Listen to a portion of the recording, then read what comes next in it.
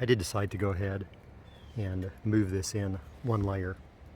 And so the next step, basically right there, is the center of this sheet of paper.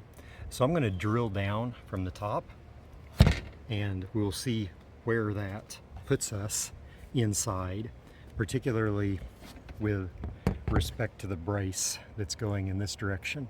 And I might have to actually move the piece of paper, move the solar panels, just basically move everything based on that.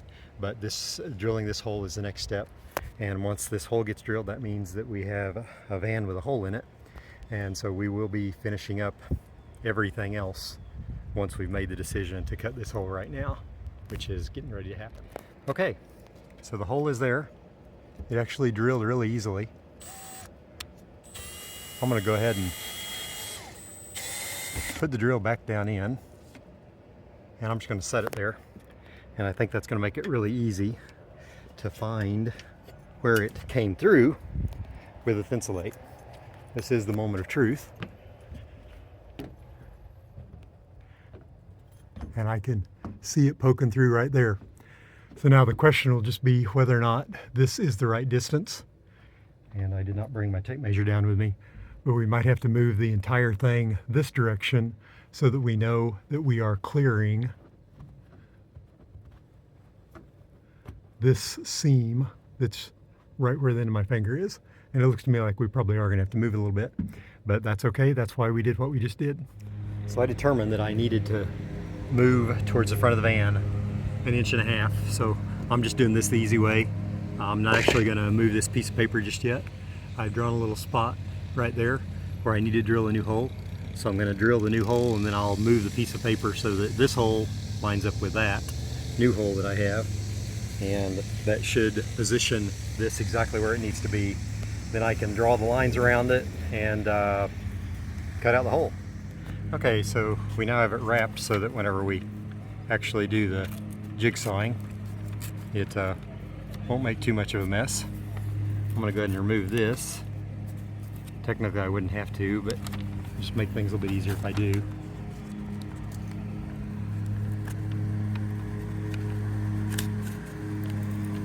Obviously it's not coming off super clean, but that's okay. Okay, so now you can see what we have left here. And those are the two holes, and so we're now centered on this hole. And the way that this process will work, I'm going to use a step bit to drill out the corners. That'll give me the room that I need for the jigsaw. Then I can get the jigsaw in and take all that out. Before I do that though, I need to do a little bit of work on the inside, and that is because of the I want to make sure that, so the new center is right about here. I don't want all of the metal shavings to go everywhere though, and so I have the option of either cutting out this thinsulate, or I could leave it where it is and just trap the metal shavings up there, but it's probably a better idea to cut that thinsulate out. So that will be the next step that I do. So basically the center is now right here. You can see that we're pretty close to the light. So I think I'm going to go ahead and remove that light for now. And then I'm just going to cut out an X and start cutting this thinsulate back. So to address the elephant in the room, yes, it would have made a lot more sense to have done this without the thinsulate being here, but I just mistakenly put this this piece up. And so as a result, we're having to work around it. So you can see the new hole as well as the old hole. There's a lot, well, there's not a lot of debate, but there are some people online that install spacers in here. That does give the screws that we're eventually going to screw into the top some more surface area to bite onto. I am not going to do that. There are several examples online from professionals that actually don't do that, and so I'm happy to follow their lead. But what I'm doing now is I'm going to actually tape this box up so that it will catch anything that falls down in, and I'll just do that with some painter's tape and everything. You can see I hacked this a little bit. I just basically, it's the light's connected by 4 screws. I just moved it over so that it's hanging on there. This plastic piece right here keeps it from actually laying flat. Otherwise it'd work really well to just move it over a little bit and just leave it there. But that's not an option, so I just kind of have it hanging there. But it's you know, it's solid enough that it'll last, so I'm not too worried about it. So next step is to get this box taped up, and then we will actually get to drilling. As I had mentioned, we will start out with the step bit in the corner, which is this piece right here, and that will give us a big enough hole that we'll be able to get the jigsaw blade down in there for each corner. And then we will, doesn't have to look pretty, just has to catch anything that might happen to fall.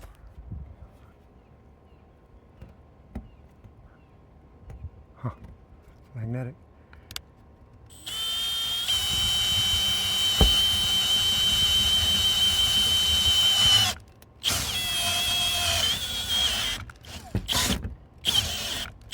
It's really that easy to use.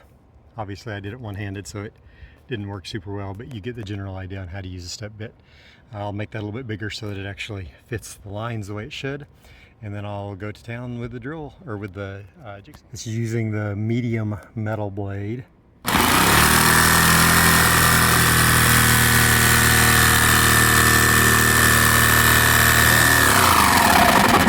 You can see that it cuts through it almost like butter. It does a good job. And just like that, we have it cut out. So I ended up doing the step bit here, and I did the step bit there. From here, I ran the jigsaw this direction and this direction. From here, I ran the jigsaw this direction and this direction. I have no idea if the fan is going to fit in there or not. Obviously the thinsulate and everything is even holding this little piece up, and it didn't even fall through. So got a lot more measuring and everything to do, but it cut out super simple and didn't really have any issues at all. Okay, I have removed the painter's tape, and it just barely fits in there now, which is kind of what I want. I don't want it to go in there by a whole lot, but it does go in. Kind of have to work at it a little bit to even get it to go in, but it will go in. So you can see that's basically what it looks like. So the next steps, I'm going to actually pre-drill these holes. You can see that I judged just a little bit wrong here because we're kind of a little bit on the edge there. So that's not quite perfect. But other than that, I'm going to pre-drill the holes. Then I'm going to give them a coat of paint just to make sure that we don't have any rust. And then we'll start working on the butyl tape and doing the steps necessary to actually get this thing waterproof. Next step is I clean this with alcohol. You might think that everything you've got looks clean, but you can see that when I did it, even though it looked clean, it pulled some stuff up.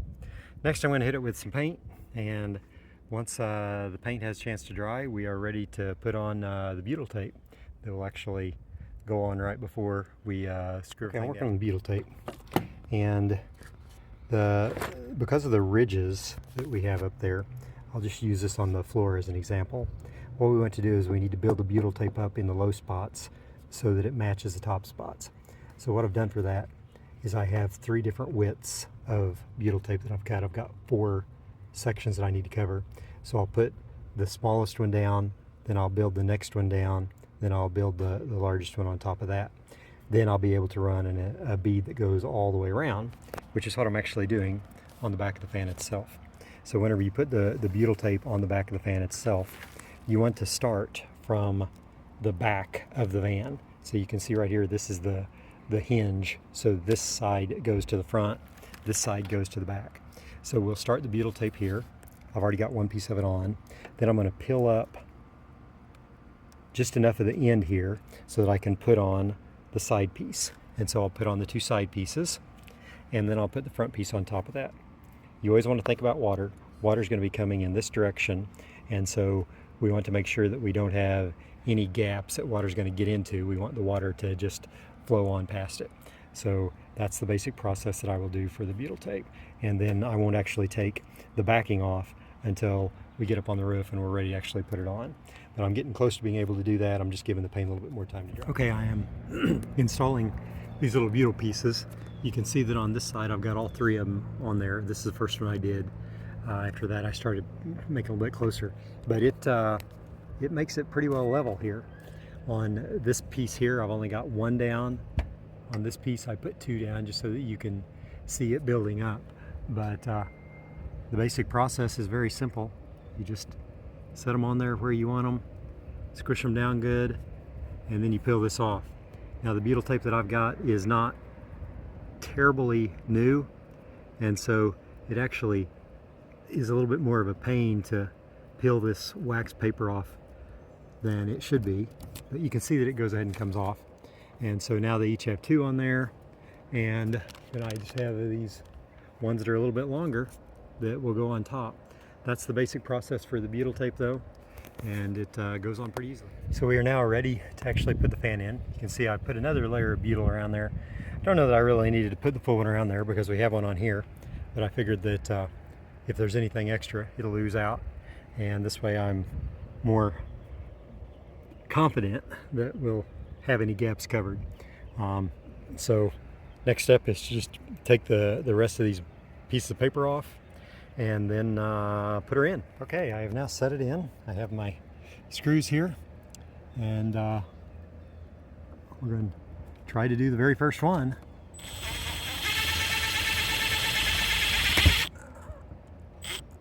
And there we go, it's in. Now I did not tighten it at all. I'm going to put the rest of them in. I'm going to skip every fourth one, so I'll do this one, then I'll do this one, then I'll do the one on the back right here, and then I'll just work my way around slowly so that I don't squish it on one corner any more than the rest of them. So we'll put all 16 of them in, and then we'll snug them all down nice and tight. Okay, we obviously don't yet have the fan wired, but it is basically there. We need to do a lot of work on this thinsulate, but it's there. It opens. In theory, it runs. If you have any questions about whether or not the adhesive actually works with the thinsulate, you can see that this is the piece that we cut out, and you can see that the thinsulate is just really stuck to the entire piece really, really well. So that worked quite wonderfully. Now if we look at what we've got going on up here, we still need to do the self-leveling sealant, but other than that, we are in pretty good shape. And you can see that we've got the butyl all the way around. We've got a nice strong seal for that, but we'll put the self-leveling sealant on the top of it, and then we'll be good to go with that. I'm probably not going to do the lap sealant just yet because I have to put in a couple of solar glands that are going to go right up there close to the center, and I don't want to get the lap sealant out until I am ready to do all of it. But those are the next steps. This is the installation, the physical installation. I haven't done the wiring yet, but that's obviously pretty simple, of the Starvent 11-inch RV fan. And so other than the physical install, or other than the batteries, the only other thing that I have to do is to take the flange that goes on from the bottom, and it slides into this groove all the way around and really finishes the whole thing off. But I won't be doing that for quite some time because I need to actually get the roof material in, and then I will set the flange on top of that so that everything looks nice and finished. So that will not be part of this video, but that part's easy to do. The technical term for that flange is a garnish, but basically it's just the square box that fits in there. And that's installation. If you enjoyed this, be sure to subscribe as we continue on with the van build. Those solar glands are going to come next, and then I can actually do the lap sealant after that.